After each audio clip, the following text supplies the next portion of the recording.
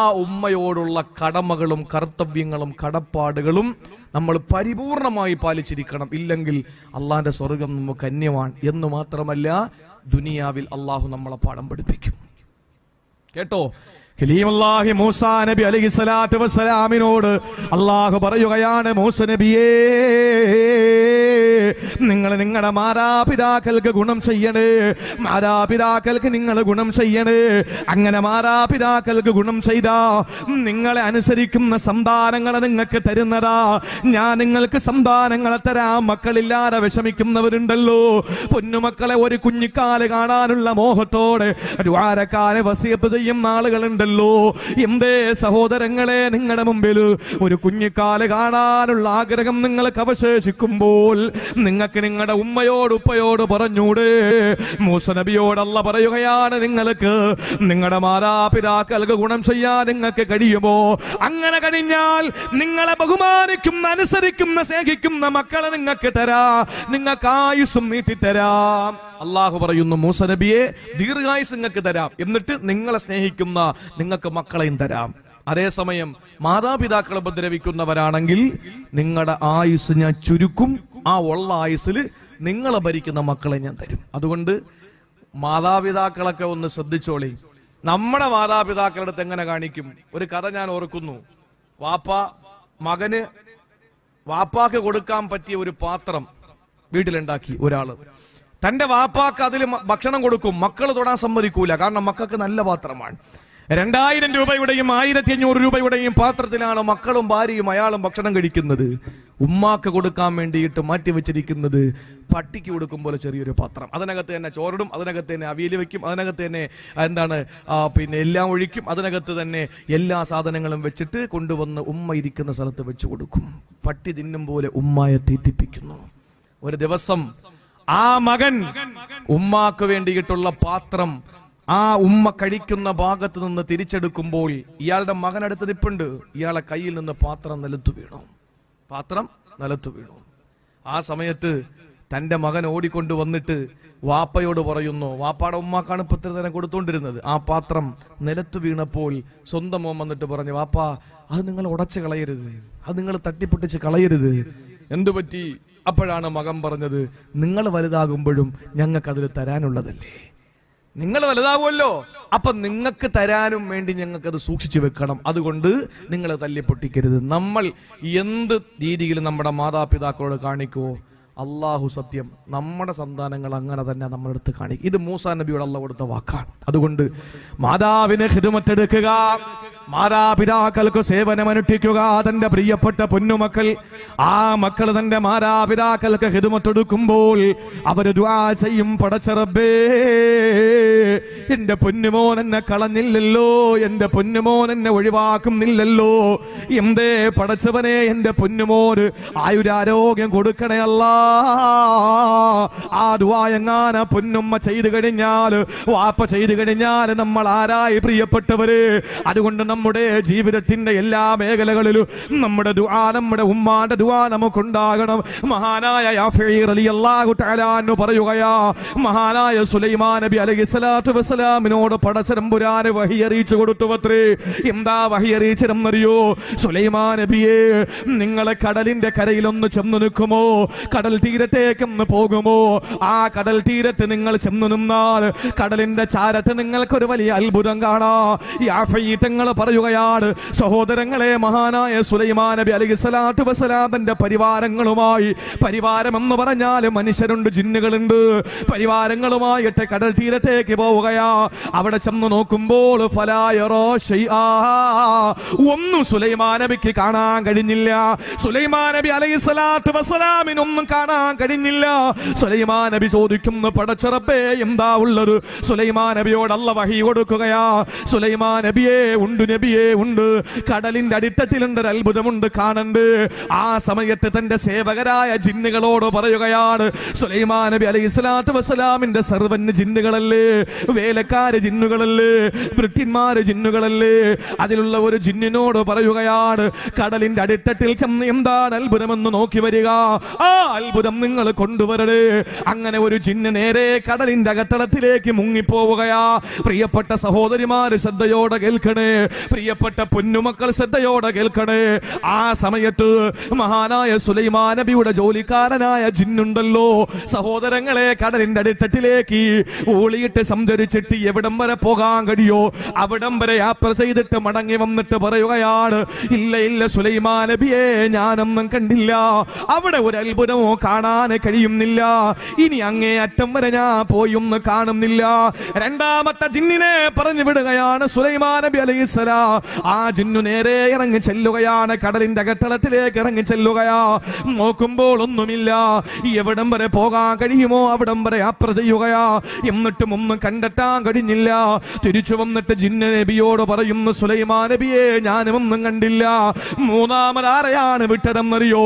സുലൈമാൻ നബിയുടെ പ്രൈവറ്റ് സെക്രട്ടറിയായ, സുലൈമാൻ നബിയുടെ മന്ത്രിയായ ഒരാളുണ്ടല്ലോ, ആസിഫ് ഇബ്നു ബർഖിയ. ആസിഫ് ഇബ്നു ബർഖിയ ജിന്നല്ല, ആസിഫ് ഇബ്നു ബർഖിയ മനുഷ്യനാ. മഹാനായ സുലൈമാൻ നബിയുടെ മന്ത്രിയാ. പ്രിയപ്പെട്ടവരെ, ഖുർആനിൽ അല്ലാഹു പറഞ്ഞ ഒരു മനുഷ്യനാണ് ആസിഫ് ഇബ്നു ബർഖിയ. മഹാനവറുകളെ പറഞ്ഞു വിടുകയാ. ആസിഫ് ഇബ്നു ബർഖിയ എന്ന് പറയുന്ന പ്രസിഡന്റ് സെക്രട്ടറി ഉണ്ടല്ലോ, മഹാനായ സുലൈമാൻ നബിയുടെ പ്രൈവറ്റ് സെക്രട്ടറി ഉണ്ടല്ലോ, മന്ത്രി ഉണ്ടല്ലോ, അദ്ദേഹത്തെ പറഞ്ഞു വിടുകയാ. നിമിഷ നേരം കൊണ്ട് കടലിന്റെ അടിത്തട്ടിലേക്ക് പോയി മടങ്ങി വന്നു. എന്നിട്ട് പറഞ്ഞു, സുലൈമാൻ നബിയേ, കടലിന്റെ അടിത്തട്ടിൽ എനിക്ക് കാണാൻ കഴിഞ്ഞത് എന്തെന്നറിയോ? ഒരു വെള്ള കൊട്ടാരമാണ്, വെള്ള കുബ്ബയാണ്, ഒരു മനോഹരമായ വെള്ള കുബ്ബയാണ് ഞാൻ കണ്ടത്. എത്ര മനോഹരമാണത്! കൊണ്ടുവരൂ ആസിഫ് ഇബ്നു ബർഖിയ. സഹോദരങ്ങളെ, സുലൈമാൻ നബിയുടെ ആജ്ഞപ്രകാരമാ ഒറ്റമുട്ടിനാലുള്ള വെള്ള കുബ്ബ എടുത്തുകൊണ്ടുവരികയാ. പ്രിയപ്പെട്ട സഹോദരങ്ങളെ, കൊണ്ടുവന്ന് കരയിൽ വെക്കുകയാണ്. നോക്കുമ്പോൾ അൽഹംദുലില്ലാഹ് മനോഹരമായ കുബ്ബയുടെ 4 വാതിലുകളെ തുറക്കപ്പെട്ടിരിക്കുകയാണ്. മരതകത്താലുള്ള, മാണിക്യത്താലുള്ള, പവിഴത്താലുള്ള, മുത്തിനാലുള്ള ഒരു മനോഹരമായ ഒറ്റമുട്ട്. ആ ഒറ്റമുട്ടിനാലുള്ള കുബ്ബയുടെ 4 വാതിലുകളും തുറന്നു കിടക്കുകയാ. പക്ഷേ ഒരു തുള്ളി വെള്ളം പോലും അതിനകത്ത് കടന്നിട്ടില്ല. ഒരു തുള്ളി വെള്ളം പോലും കടലിന്റെ അടിത്തട്ടിൽ കിടന്നിട്ട് പോലും ഒരു തുള്ളി വെള്ളം അകത്ത് പ്രവേശിച്ചിട്ടില്ല. ആ സമയത്ത് സഹോദരങ്ങളെ, സുലൈമാൻ നബി അലൈഹിസ്സലാത്തു വസ്സലാം നോക്കുമ്പോൾ ആ കുബ്ബയ്ക്കകത്ത്, ആ കൊട്ടാരത്തിനകത്ത്, ഒറ്റമുട്ടിനാലുള്ള വെള്ള കൊട്ടാരത്തിനകത്ത് ഒരു മനുഷ്യന് നമസ്കരിക്കുകയാണ്. ഒരു മനുഷ്യൻ നമസ്കരിക്കുകയാണ്. സുന്ദരനാണ്, സുമുഖനാ, കാണാനഴകുള്ളവനാ, നല്ല വസ്ത്രം ധരിച്ചിരിക്കുന്ന ശുഭവസ്ത്രധാരിയായ, കറുത്ത തലമുടിയുള്ള, നല്ല മനോഹരമായ, കാണാൻ നല്ല മുഞ്ചുള്ള, അഴകുള്ള, സുന്ദരനായ ചെറുപ്പക്കാരനാ. ചോദിച്ചു, സുലൈമാൻ നബി, നിങ്ങൾ ആരാ? നിങ്ങൾ ആരാണ്? എങ്ങനെയാണ് ഇതിനകത്ത് പെട്ടത്? ആ സമയത്ത് ആ മനുഷ്യൻ പറയുകയാണ്, അല്ലയോ സുലൈമാൻ നബിയേ, ഞാൻ ആരാണെന്നറിയോ? ഞാൻ ആരാണെന്നറിയോ? എനിക്ക് വാപ്പയുണ്ട്, ഉമ്മയുണ്ടായിരുന്നു. എന്റെ വാപ്പ കിടക്കുന്നയാളാ, കിടപ്പിലാണ്. എന്റെ വാപ്പ എഴുന്നേക്കാൻ കഴിയില്ല. എന്റെ ഉമ്മയാണെങ്കിലോ അന്ധയാണ്. എന്റെ ഉമ്മാക്ക് കണ്ണ് കാണാനുള്ള കഴിവില്ല. എന്റെ വാപ്പയാണെങ്കിലോ കിടപ്പിലാണ്, കിടപ്പിലാണ്. ആ സമയത്ത് ഞാൻ എന്റെ വാപ്പയ്ക്കും ഉമ്മയ്ക്കും ഖിദ്മത്തെടുത്തു 70 കൊല്ലം. 70 കൊല്ലം ഞാൻ എന്റെ വാപ്പാക്ക് സേവനമനുഷ്ഠിച്ചു. എന്റെ ഉമ്മാക്ക് ഞാൻ 70 കൊല്ലത്തോളം ഖിദ്മത്തെടുത്തു. സഹോദരങ്ങളെ, ആ മനുഷ്യൻ പറയുകയാ, അവസാനം എന്റെ വാപ്പാക്ക് ഉമ്മാക്ക് ഒരു കുഞ്ഞിനെ പോലെ ഞാൻ ഖിദ്മത്തെടുത്ത അവസാനം എന്തു ചെയ്തെന്നറിയോ? എന്റെ വാപ്പ ഈ ലോകത്തോട് വിട പറയാ നേരത്ത്, എന്റെ ഉമ്മ ഈ ലോകത്തോട് വിട പറയാ നേരത്ത് എനിക്ക് വേണ്ടി ഉമ്മയും ഉപ്പയും ദുആ ചെയ്തു. എന്റെ ഉമ്മ എനിക്ക് വേണ്ടി ദുആ ചെയ്തത്, അല്ലാഹുമ്മ തിൽ ഹയാത ബിനി ഫീ ത്വാഅതിക. അല്ലാഹുവേ, എന്റെ പൊന്നുമോന് നിന്റെ വഴിപ്പെടുന്നതിലായി, നിന്നെ വഴിപ്പെടുന്നതിലായി എന്റെ പൊന്നുമോന് ആയുസ് നീട്ടിക്കൊടുക്കണേ അല്ലാ. എന്റെ ഉമ്മ എനിക്ക് വേണ്ടി ദുആ ചെയ്തു. എന്റെ വാപ്പ ദുആ രക്കുകയാണ്, അല്ലാഹുമ്മ സ്തഖ്ദിം വലദീ ഫീ മകാനിൻ ലാ യകൂനു ലിശൈത്താനി അലൈഹി സബീൽ. അല്ലാഹുവേ, ഒരു ശൈത്താനും ചെന്നെത്താൻ കഴിയാത്ത ഒരു പ്രദേശത്തിന്റെ പൊന്നുമോന് ഖാദിമീങ്ങളെ കൊടുക്കണേ അല്ലാ എന്ന് ദുആ ചെയ്തു എന്റെ വാപ്പ. എന്റെ ഉമ്മ ദുആ ചെയ്തു, റബ്ബേ, നിന്റെ ത്വാഅത്തിലാ എന്റെ പൊന്നുമോന് ദീർഘായുസ് കൊടുക്കണം. അങ്ങനെ എന്റെ വാപ്പ മരണപ്പെട്ടു, എന്റെ ഉമ്മ മരണപ്പെട്ടു. ഞാൻ സങ്കടത്തോടെ ഈ കടൽ തീരത്ത് വന്ന് വേദനയോടെ നിന്നു. ആ സമയത്ത് ഞാൻ നോക്കുമ്പോൾ വെള്ളത്തിൽ ഈ ഒറ്റമുട്ടിനാലുള്ള കുബ്ബ കണ്ടു. അതെത്ര മനോഹരമായിരുന്നു. ആ കുബ്ബ കാണാ ഞാൻ അതിനകത്തേക്ക് അങ്ങ് പ്രവേശിക്കുമ്പോൾ ഒരു മലക്ക് വന്നു. എന്നെയും കുബ്ബയെയും കൊണ്ട് നേരെ അടുത്തട്ടിലേക്ക് അങ്ങ് പോയി. സുലൈമാൻ നബി അത്ഭുതപ്പെടുകയാ. സുലൈമാൻ നബി അലൈഹിസ്സലാത്തു വസ്സലാം ചോദിച്ചു, എത്ര കൊല്ലമാകുമെന്ന് പറയൂ? നിങ്ങൾ ചിന്തിക്കണം, എത്ര കൊല്ലമായി നിങ്ങൾ ഇതിനകത്ത് കയറിയിട്ട്? ആ സമയത്ത് ആ മനുഷ്യന്റെ മറുപടി, എനിക്കതറിയില്ല, പക്ഷേ ഞാൻ വരുമ്പോ അള്ളാഹുവിന്റെ ദൂതൻ ഇബ്രാഹിം നബിയാണ്. ലോകത്ത് അള്ളാഹു അയച്ച ദൂതൻ ഇബ്രാഹിം നബിയാണ്. ഞാൻ ഇതിനകത്ത് കയറുമ്പോൾ ഇബ്രാഹിം നബിയാണ്. യാഫഈ തങ്ങള് മോശക്കാരനാണോ? നമുക്ക് അവിശ്വസിക്കേണ്ട കാര്യമുണ്ടോ? സഹോദരങ്ങളെ, മഹാനവറുകൾ പറയുകയാ, സുലൈമാൻ നബി ചോദിച്ചു, എത്ര നാളായി? അതറിയില്ല, ഞാൻ വരുമ്പോൾ ഈ പ്രവാചകൻ ഇബ്രാഹിം നബിയായിരുന്നു. ഇബ്രാഹിം നബി അലൈഹിസ്സലാത്തു വസ്സലാം സുലൈമാൻ നബിയും തമ്മിലുള്ള ദൂരം അളന്നു. നോക്കുമ്പോൾ എന്റെ പ്രിയപ്പെട്ടവരെ 1400 വർഷമാണ്. 1400 വർഷമാണ്. 1400 വർഷമായി സുലൈമാൻ നബി അലൈഹിസ്സലാത്തു വസ്സലാം കണക്ക് കൂട്ടി നോക്കുകയാ. അത്ഭുതത്തോടെ ചോദിച്ചു, അല്ലയോ സഹോദര, നിങ്ങൾ എങ്ങനാണ് ഭക്ഷണം കഴിക്കുക? 1400 വർഷം കഴിഞ്ഞിട്ടും ആ ചെറുപ്പക്കാരൻ നരച്ചിട്ടില്ല. അതാണ് രസം. ഒരു നര പോലും വന്നിട്ടില്ല. സഹോദരങ്ങളെ, വാപ്പാന്റെ ദുആയാണ്, ഉമ്മാന്റെ ദുആയാണ്, അല്ലാഹുവേ എന്റെ മോന് ദീർഘായുസ് കൊടുക്കണം. എന്റെ പൊന്നുമോന് ശൈത്താന്റെ ഒരു പ്രവേശനമില്ലാത്ത, വിദൂര സാധ്യത പോലും ഇല്ലാത്ത ഒരു പ്രദേശത്തെന്റെ മക്കളെ, എന്റെ മകന് നീ ഖാദിമീങ്ങളെ കൊടുക്കണം. വാപ്പാന്റെ ഉമ്മാന്റെ ദുആയാണ്. അവർക്ക് സേവനം ചെയ്തതിന്റെ, അവർക്ക് ഹിദ്മത്തെടുത്തതിന്റെ പകരമായി അല്ല കൊടുത്തത്. അവരുടെ ഒരു ദുആയാണ്. സഹോദരങ്ങളെ, ചോദിച്ചു, നിങ്ങൾ എങ്ങനാ ഭക്ഷണം കഴിക്കുക? ആ സമയത്ത് പറഞ്ഞൊരു മഞ്ഞക്കിളി. ആ മഞ്ഞക്കിളി ഒരു മനുഷ്യന്റെ തലയുടെ വലിപ്പമുള്ള ഭക്ഷണം കൊണ്ട് എന്റെ മുമ്പിൽ വരും. അത് ദുനിയാവിലുള്ള സകല ഭക്ഷണത്തെക്കാൾ മനോഹരമാണ്, രുചികരമാണ്. അതൊന്ന് കഴിച്ചാൽ പിന്നെ ദാഹമില്ല, ക്ഷീണമില്ല, ഉറക്കമില്ല, വിശപ്പില്ല, തണുപ്പില്ല, ചൂടില്ല, സങ്കടങ്ങളില്ല, തളർച്ചയില്ല, തകർച്ചയില്ല, യാതൊരു ബുദ്ധിമുട്ടുകളും ക്ഷീണവും ഒന്നുമില്ല. സഹോദരങ്ങളെ, സുലൈമാൻ നബി ചോദിച്ചു, ഇനി എന്താ, നീ ഞങ്ങളോടൊപ്പം വരുന്നോ അതോ തിരിച്ചു പോണോ? ഞങ്ങളോടൊപ്പം വരണോ തിരിച്ചു പോണോ എന്ന് സുലൈമാൻ നബി ചോദിക്കുമ്പോൾ ആ മനുഷ്യൻ പറയുന്ന മറുപടിയില്ല, ഞാൻ വരുന്നില്ല, എനിക്ക് തിരികെ പോകണം. ആ സമയത്ത് ആസിഫ് ഇബ്നു ബർഖിയെ വിളിച്ചിട്ട് സുലൈമാൻ നബി അലൈഹിസ്സലാത്തു വസ്സലാം പറഞ്ഞു, ഈ മനുഷ്യനെ ഇരുന്ന ഭാഗത്ത് കൊണ്ടുവെക്ക്. അങ്ങനെ കടലിന്റെ അടിത്തട്ടിൽ വീണ്ടും കൊണ്ടുവച്ചു. ഇത് സുലൈമാൻ നബിക്കല്ല വഹി അറിയിച്ചു കൊടുത്തു. ഒരു അത്ഭുതം കാണിച്ചു കൊടുത്തു. എന്തിനാണെന്നറിയോ? വാപ്പയെ ഉമ്മയെ ഖിദ്മത്തെടുക്കുന്നതിന്റെ മഹത്വം പഠിപ്പിക്കാൻ, അവരെ സേവനം ചെയ്യുന്നതിന്റെ മഹാത്മ്യം പഠിപ്പിച്ചു കൊടുക്കാൻ വേണ്ടിയിട്ടാണ്. എന്റെ പ്രിയപ്പെട്ടവരെ, നമ്മളിൽ എത്ര പേരാണ് ഉമ്മയെ ബഹുമാനിക്കുന്നവര്? എത്ര പേരാ? ഒന്ന് ആലോചിച്ച് നോക്കിയേ. നമ്മൾ പറയുമല്ലോ, അള്ളാഹു എന്തെല്ലാം പരീക്ഷണങ്ങളാ നമുക്ക് തരിക. ഇന്ന് ഭരണകൂട ഭീകരത, അത് വിശദീകരിച്ചാൽ നമ്മുടെ ഈ സദസ്സ് നമുക്ക് പറയാൻ, വിശദീകരിക്കാൻ നമുക്ക് സമയമില്ല, അല്ലെങ്കിൽ അതിനുള്ള വേദിയല്ല. അതുപോലെ തന്നെ മഴയില്ല. ഇന്ന് നല്ല മഴ പെയ്തു.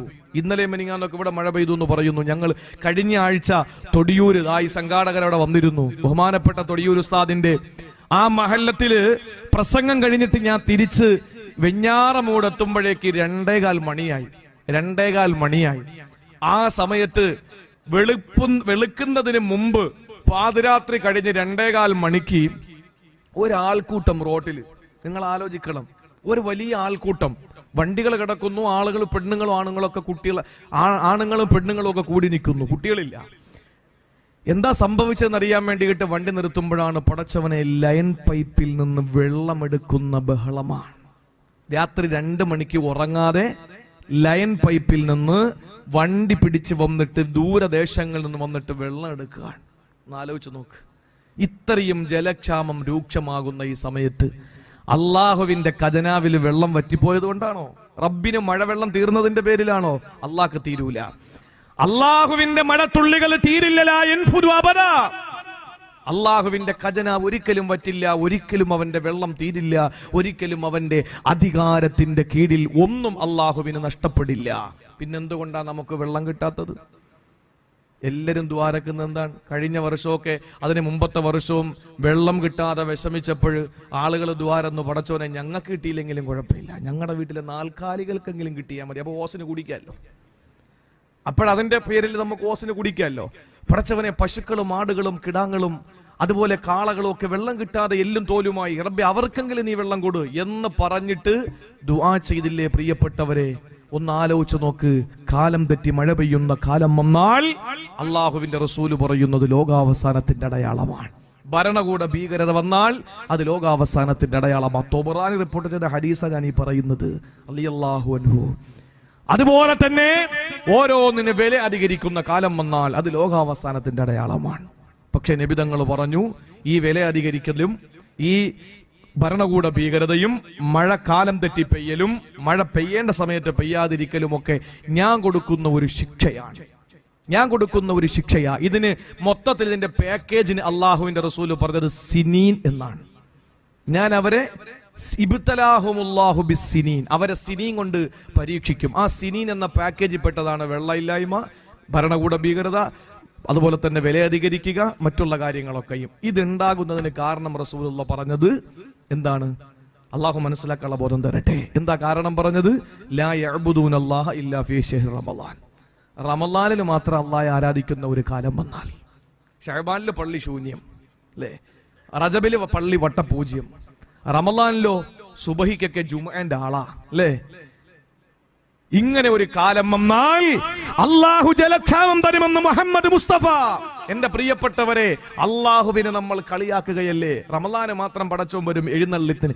ഇത് നമ്മുടെ മനസ്സിലുള്ള ഒരു ചിന്തയായി പോയി. അതുകൊണ്ട് പ്രിയപ്പെട്ടവരെ, ഒരു കാര്യം ഞാൻ പറയുന്നു, ഈ റമളാൻ മാസത്തിൽ നമ്മൾ ആവേശത്തോടെ ഇബാദത്തെടുക്കാൻ വേണ്ടിയിട്ട് സൂപ്പർ വെയിറ്റ് ഒക്കെ മുക്കിയിട്ട് ജുബ്ബയും മുണ്ടും തുപ്പിയും ഒക്കെ തയ്യാറാക്കി വെച്ചിരിക്കുന്നവർ നേരത്തെ ഒന്നെടുക്ക്, എന്നിട്ട് ശഅബാനിലെ പള്ളി കയറിക്കോളി. എന്നിട്ട് ഇൻഷാ അല്ലാഹ് ഈ പുണ്യമായ റമളാൻ നമ്മുടെ മുമ്പിൽ എത്തുമ്പോഴേക്കും നമ്മൾ കുറെ കാര്യങ്ങൾ ചെയ്തു തീർക്കാനുണ്ട്. അതിൽ ഒന്ന്, നമ്മൾ പിണങ്ങിക്കഴിയുന്ന നമ്മുടെ പ്രിയപ്പെട്ട ബന്ധുക്കളെയൊക്കെ ഇണക്കി നമ്മൾ നിർത്തുക. ലൈലത്തുൽ ഖദറിൽ തന്നെ ഇബാദത്ത് എടുക്കുമ്പോൾ അള്ളാഹു നമുക്ക് ചിലപ്പോൾ ബിരിയാണി കിറ്റ് കിട്ടും പള്ളിക്കാർ തരുന്നത്. പക്ഷേ അള്ളാഹുവിന്റെ മലക്കുകൾ മുസാഫഹത്ത് ചെയ്യാത്ത ഒരവസ്ഥ വന്നാൽ, ലൈലത്തുൽ ഖദറിൽ നമ്മളെ ജിബ്രീൽ മുസാഫഹത്ത് ചെയ്യാത്ത അടയാളം വന്ന, എന്റെ പ്രിയപ്പെട്ടവരെ, നമുക്ക് ലൈലത്തുൽ ഖദറിൽ ഇബാദത്ത് കൂലി കിട്ടൂലല്ലോ.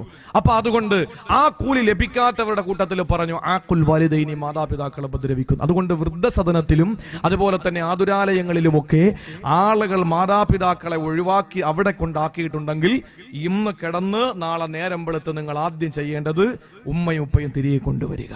ഇല്ലാതെ ഒരു തുള്ളി വെള്ളം അള്ളാഹു തരുമെന്നുള്ള ഒരു പ്രതീക്ഷയും വേണ്ട. പടച്ചോ നമ്മളെ കാത്തുരക്ഷിക്കട്ടെ. അതുകൊണ്ട് ഉമ്മയുടെ മഹത്വം മനസ്സിലാക്കി നമ്മുടെ ജീവിതത്തിലെ മുഴുവൻ വിജയത്തിനു നിദാനം നമ്മുടെ ഉമ്മയാണെന്ന ബോധം എന്റെ പ്രിയപ്പെട്ടവരെ നമുക്കുണ്ടായി. ആ മാതാവിനെ സ്നേഹിക്കേണ്ട, ബഹുമാനിക്കേണ്ട, കടപ്പാടുകൾ പൂർത്തീകരിക്കേണ്ട പരമാവധി നമ്മൾ ആ ഒരു രീതി നമ്മൾ അവലംബിച്ചുകൊണ്ട് നമ്മുടെ ജീവിതത്തെ ഏറ്റവും നല്ല ധന്യമായ ഒരു അവസ്ഥയിൽ നിങ്ങൾ എത്തിക്കണം. അള്ളാഹു ഭാഗ്യം നൽകി അനുഗ്രഹിക്കുമാറാവട്ടെ.